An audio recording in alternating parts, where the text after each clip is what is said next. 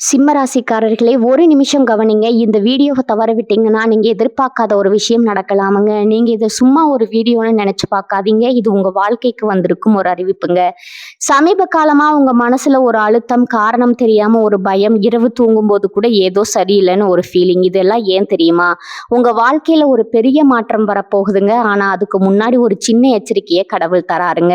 நீங்க இதை கவனிக்காம விட்டீங்கன்னா ஒரு வாய்ப்பு கைவிடப்படலாமுங்க, அல்லது ஒரு உறவு, ஒரு பண விஷயம் உங்க கையில இருந்தே நழுவி போகலாமுங்க.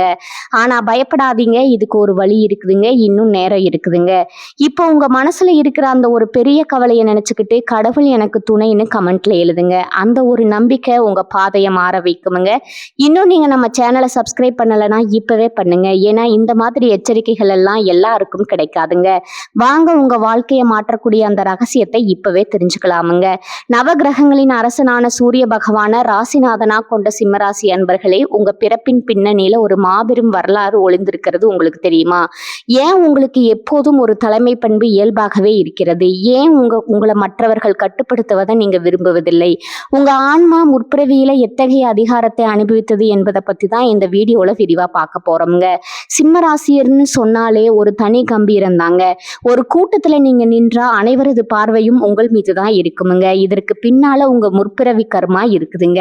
நீங்க சில நேரங்கள்ல ஒரு ராஜாவை போல கருணையுடனும், அதே சமயம் தவறு செய்பவர்களை தண்டிக்க ஒரு தளபதி போல ஆக்ரோஷமாவும் மாறுறீங்க. உங்களுடைய வாழ்க்கையில ஒரு விசித்திரமான விஷயம் நடக்குமுங்க. நீங்க யாருக்காவது உதவி செஞ்சிருந்தா அவர்கள் உங்களுக்கு திருப்பி செய்யாவிட்டாலும் பரவாயில்ல, ஆனா அவர்களே உங்களுக்கு எதிராக மாறுவார்கள்ங்க. இது உங்களுக்கு பெரிய மன வருத்தத்தை தருமுங்க. ஏன் இப்படி நடக்குது? முற்பிறவியில நீங்க ஒரு தேசத்தையே ஆண்ட மன்னரா இருந்த போது செய்த சில கர்ம வினைகள் தான் இந்த பிறவியில உறவுகளாகவும் சவால்களாகவும் உங்களை தேடி வருதுங்க. நீங்க போன பிறவியில ஒரு நாட்டாண்ட ராஜாவா, இல்ல படைய வழிநடத்தின தளபதியா? இந்த ஒரு கேள்விக்கான விடையை தேடினா உங்க வாழ்க்கையில நடக்கும் பல மர்மங்களுக்கு விடை கிடைக்குமுங்க. சிம்மராசி என்பது சூரிய பகவானின் ஆதிக்கம் பெற்றதுங்க. சூரியன் எப்படி நவகிரகங்களுக்கு அரசனோ அப்படியே நீங்களும் உங்க குடும்பத்திலோ அல்லது பணிபுரியும் இடத்துல ஒரு அரசனாகவே திகழ விரும்புவீங்க. யாரிடமும் கையேந்துவது உங்களுக்கு பிடிக்காதுங்க. உதவின்னு கேட்டா வாரி வழங்குவீங்க.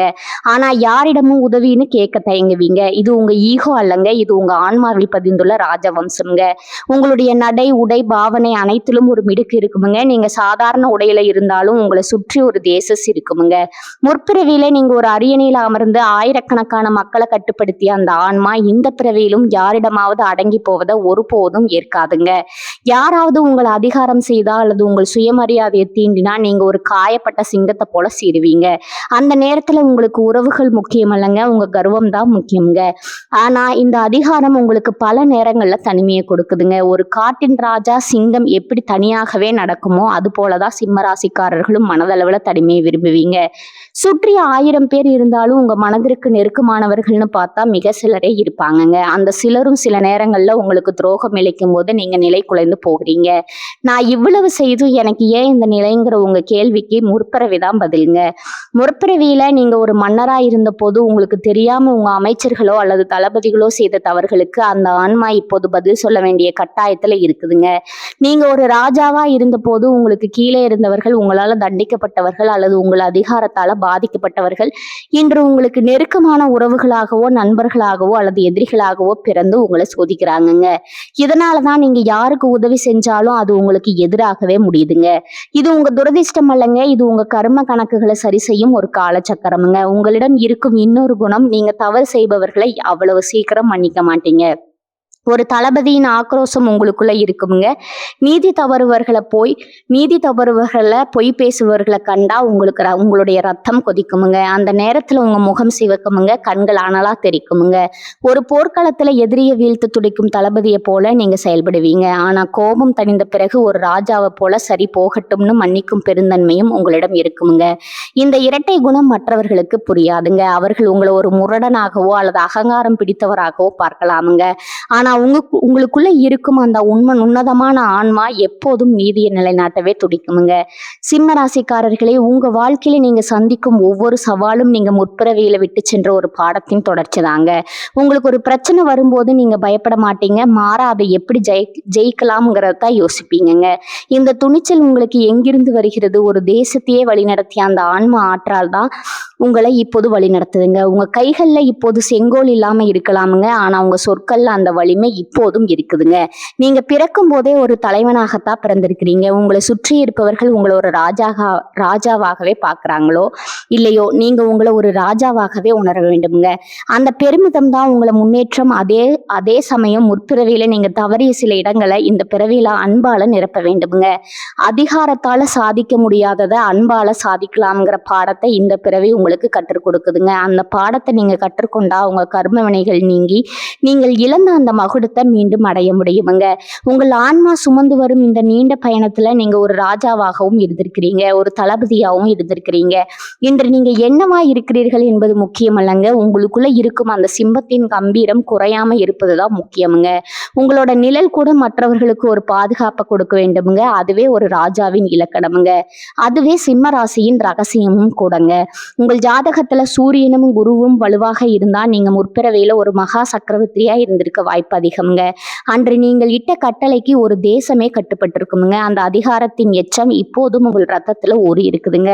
அதனாலதான் யாராவது உங்களுக்கு அறிவுரை சொன்னா அல்லது உங்களை வழிநடத்தமேன்னு சொன்னா உங்க ஈகோ உடனே தட்டி எழுப்பப்படுதுங்க. நீங்க மற்றவர்களை ஆள பிறந்தவர்களே தவிர யாருக்கும் அடிப்பணிய பிறந்தவர்கள் அல்லங்க. இந்த சிங்கத்தின் அம்சம் என்பது ஒரு சாதாரண தலைமை பண்பு அல்லங்க. இது ஒரு தெய்வீகமான ராஜயோகம்ங்க.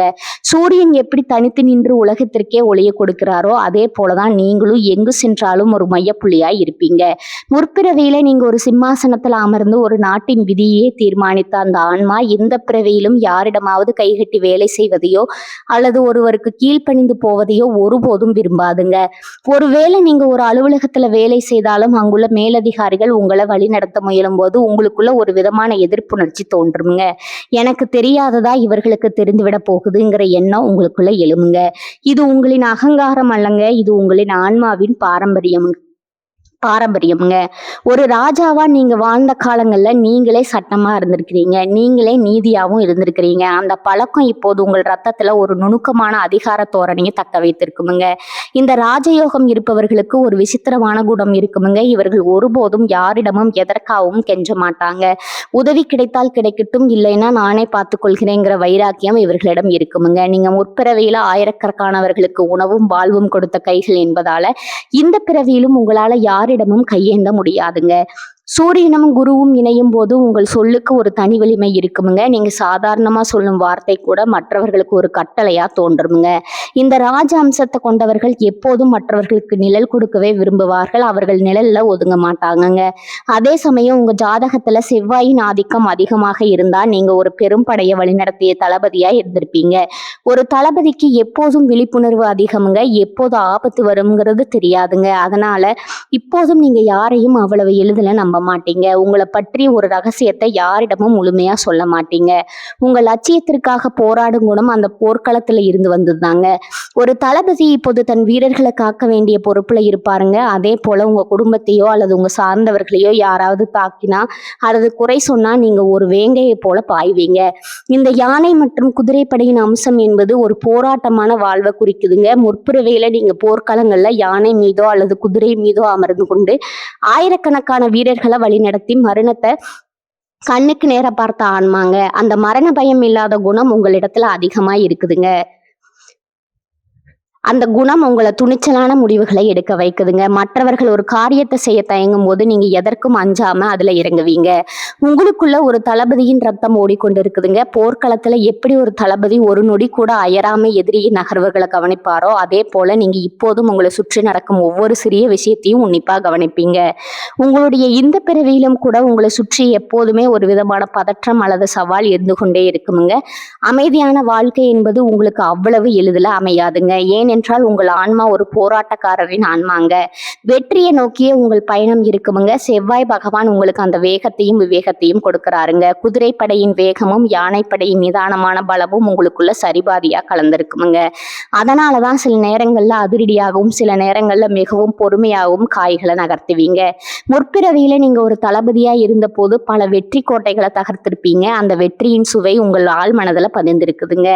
எனவே இந்த பிறவியிலும் ஒரு சிறிய தோல்வியை கூட உங்களால தாங்கிக் கொள்ள முடியாதுங்க. தோல்வி அடைந்தா நீங்க துவண்டு போக மாட்டீங்க. மாறா அந்த தோல்வி உங்களை இன்னும் ஆக்ரோஷமா மாற்றுங்க.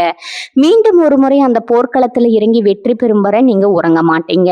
உங்கள் லட்சியம் என்பது உங்களுக்கு உயிர் போன்றதுங்க. சிம்ம ராசிக்காரர்களே, நீங்கள் ஒரு ராஜாவாக இருந்தாலும் சரி, தளபதியாக இருந்தாலும் சரி, உங்கள் ஆன்மா எப்போதுமே ஒரு உயர்நிலையில இருக்கவே விரும்புதுங்க. இந்த சிங்கத்தின் கம்பீரமும் போர்க்களத்தின் வீரமும் உங்கள் பிறப்பின் அடையாளங்கள்ங்க. முற்பிறவியில நீங்க மகுடம் சூடிய அந்த நினைவுகள் இப்போதும் உங்க கனவுகள்ல வரலாமுங்க. நீங்க செய்ய வேண்டியதெல்லாம் ஒன்னே ஒண்ணுதாங்க. உங்க அதிகாரத்தை எப்போதும் தர்மத்தின் வழி நின்று பயன்படுத்துங்க. அன்றை நீங்க செய்த சில கிரம வினைகளே இன்று உங்களுக்கு சில எதிர்ப்பினைகளை தருமுங்க. அந்த எதிர்ப்புகளை உங்கள் வீரத்தால மட்டுமல்ல, உங்க விவேகத்தால வெல்லுங்க. சூரியனை போல பிரகாசிப்பதும் செவ்வாயை போல போரிடுவதும் உங்களுடைய இயல்புங்க. அந்த இயல்பை உணர்ந்து கொண்டா இந்த உலகமே உங்க காலடியில் இருக்குமுங்க. இந்த ராஜா மற்றும் தளபதி கர்மாவினால ஏற்படும் தடைகள் நீங்க அகஸ்தியர் முனிவர் ஒரு அற்புதமான வழியை சொல்லியிருக்கிறாருங்க. சிம்மராசியின் அதிபதி சூரியன் என்பதால தினமும் காலையில சூரிய உதயத்தின் போது ஆதித்ய இருதயம் கேட்பது அல்லது சூரியனுக்கு நீர் அர்க்கியம் செய்வது உங்கள் வாழ்வில் இருக்கும் இருளை நீக்குமுங்க.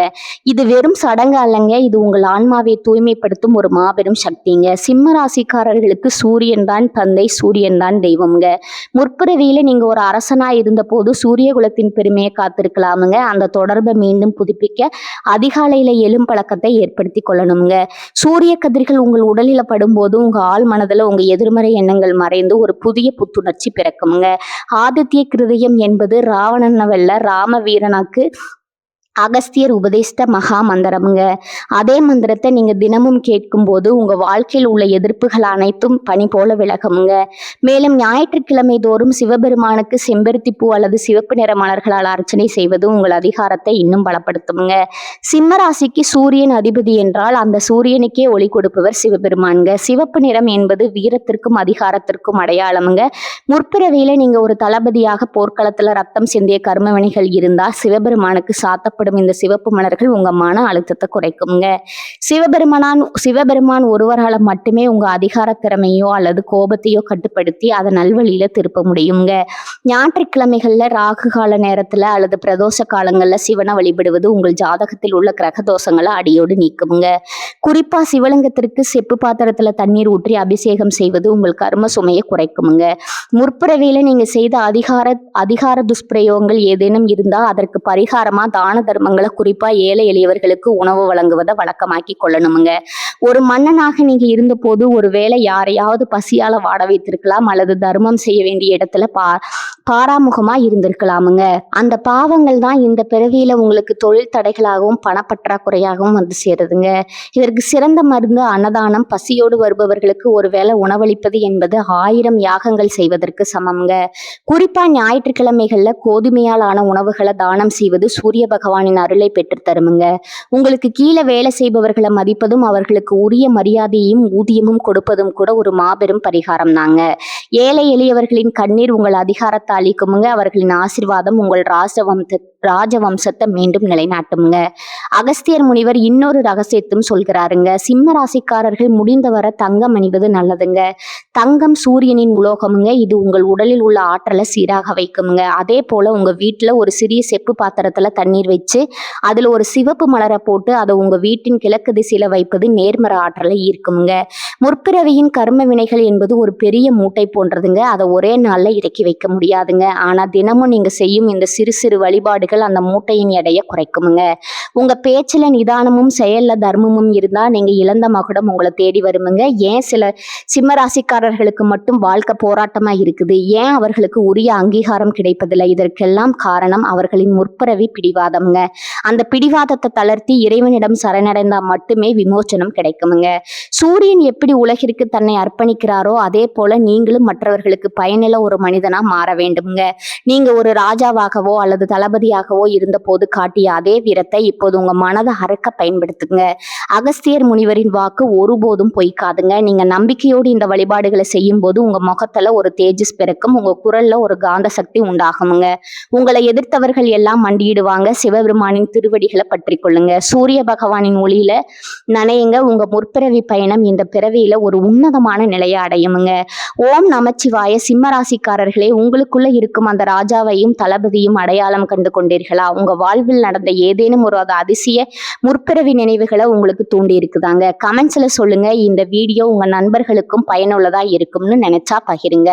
நமது சேனலை மறக்காம சப்ஸ்கிரைப் செஞ்சிருங்க. சிம்மராசிக்காரர்களே, இந்த வீடியோவை இவ்வளவு நேரம் முழுசா பார்த்ததுக்கு ஒரு அர்த்தம் இருக்குதுங்க. நீங்க வாழ்க்கையை சும்மா வாழ்ந்துட்டு போறவங்க இல்ல, ஒரு இலக்கை கொண்டு வாழ்க்கையை வாழ்றவங்க. சில நேரம் வாழ்க்கை உங்களை சோதிச்சிருக்கலாமுங்க. சில விஷயங்கள் நம்ம கையில இருந்தும் நழுவி போயிருக்கலாமுங்க. அதனால நீங்க மனசு உடைஞ்சு போன நேரங்களும் இருக்குமுங்க. ஆனா ஒரு விஷயம் மட்டும் மறக்காதீங்க, அந்த ஒவ்வொரு அனுபவமும் உங்களை உருவாக்கி இருக்குதுங்க.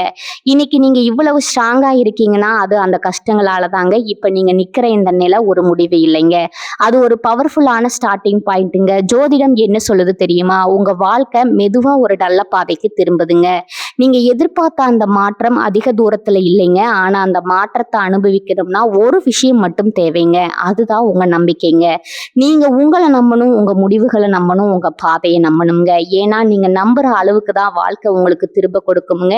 இப்ப இருந்து என்ன ஆகுமோன்னு பயப்படுறதை விட்டுட்டு என்னால முடியும்னு நம்ப ஆரம்பிங்க. அந்த ஒரு மாற்றம் உங்க வாழ்க்கைய முழுக்க மாற்றுமுங்க. நீங்க தோல்வியை பார்த்தவங்க இல்ல, நீங்க கத்துக்கிட்டவங்க. நீங்க தள்ளப்பட்டவங்க இல்ல, நீங்க மேலே ஏறுற வழியில இருக்கிறவங்க. இப்போ ஒரு நிமிஷம் கண்களை மூடுங்க. உங்க வாழ்க்கை எப்படி இருக்கணும்னு நீங்க நினைக்கிறீங்களோ அந்த காட்சியை மனசுல நினைச்சு பாருங்க. அது சாத்தியம் இல்லைன்னு யாரும் சொல்ல முடியாதுங்க. ஏன்னா அந்த சக்தி உங்களுக்குள்ள இருக்குதுங்க. ஜோதிடம் உங்களுக்கு வழிகாட்டுதுங்க. ஆனா அந்த வழியில நடக்கிற சக்தி, தைரியம், முடிவு அது முழுக்க முழுக்க உங்க கையில தான் இருக்குதுங்க. இப்ப இருந்து ஒரு முடிவு எடுத்துருங்க. என்ன நடந்தாலும் நான் முன்னேறி போவேன், என்ன தடைகள் வந்தாலும் நான் நிக்க மாட்டேன், என் வாழ்க்கையை நான் மாற்றுவேன். இந்த முடிவை எடுத்த அந்த நிமிஷத்துல இருந்து உங்க வாழ்க்கை மாற ஆரம்பிச்சிருக்குமுங்க. நம்பிக்கையோட இருங்க, பாசிட்டிவா நினைச்சுக்கோங்க. நீங்க டிசர்வ் பண்ற அந்த சந்தோஷம், வெற்றி, அமைதி அது உங்களை கண்டிப்பா தேடி வருமுங்க. சிம்ம ராசிக்காரர்களே, நீங்க சாதிக்க பிறந்தவர்கள், நீங்க ஜெயிக்க பிறந்தவர்கள்.